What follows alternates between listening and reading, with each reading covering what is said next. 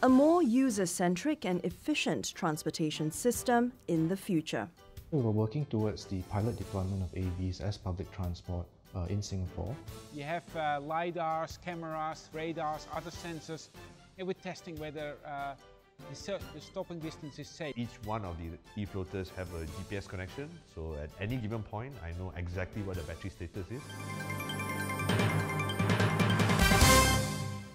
A safe, reliable and efficient transportation system is key to Singapore's success as Asia's business hub. The Land Transport Authority has its hands full as it tries to balance the needs and aspirations of a growing population. We have limited land area here and we can't afford to build more roads to accommodate more vehicles even as our population and economic activities continue to grow. At the same time, we have limited manpower here. So for instance, we have a shortage of bus drivers in the public transport and logistics industries, and this is especially so as the workforce ages. So technology really allows us to overcome some of these constraints, especially when we're talking about technologies like autonomous vehicles. Autonomous vehicles, or AVs, are set to reshape the transport landscape in various smart cities around the world. A centre to spearhead development of testing requirements for such vehicles was set up in 2016 at the Jurong Innovation District. The Centre of Excellence for Testing and Research of Autonomous Vehicles (NTU), CITRAN, was launched by the LTA and JTC in partnership with NTU. We were working towards the pilot deployment of AVs as public transport in Singapore. We hope to deploy them from about 2022 onwards in 3 of our towns, Punggol, Tengah and the Jurong Innovation District. The NTU campus has been the testbed for AVs since 2012. The latest AV to be deployed is this air-conditioned minibus, which provides daily shuttle services for students staying in 3 halls of residences. The vehicle can transport up to 24 passengers at any time and plies a 400-metre route. There are plans to extend the shuttle services across the entire campus in the near future. Ensuring the safety of these AVs remains a top priority. All autonomous vehicles have a safety operator as really fallback last resort. So we're testing that these safety operators are able to do the trial. But then there is the technology itself. We're testing whether a vehicle can detect pedestrians and stop for pedestrians. You have LiDARs, cameras, radars, other sensors which really test for pedestrians, and we're testing whether the stopping distance is safe. And safe means not too close, but also not too far away that it becomes unpredictable.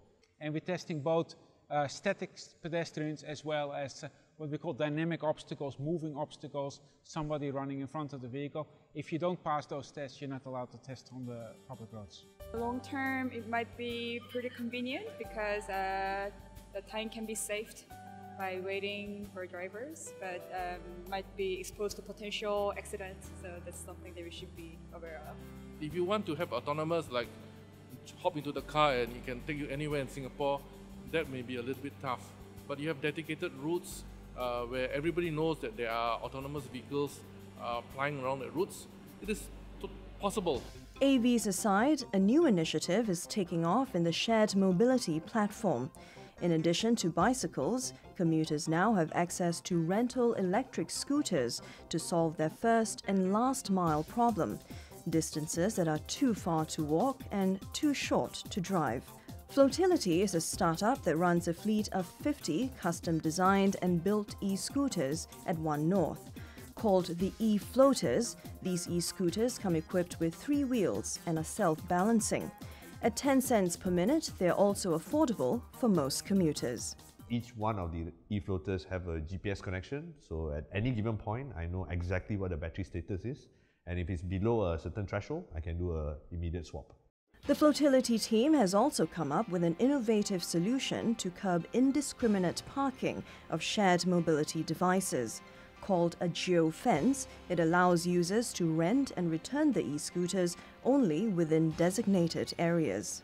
I can manipulate the geofence whichever way I want. So right now we have it open in One North, but eventually I'm going to make it tighter So that means in each building, I can do a geofence. So that means you can only go from one building to the other and you can't leave it in between, let's say on the road, on the sidewalk, or whatever. With our transportation system getting smarter, various initiatives are being put in place to ensure that it remains inclusive and accessible to all.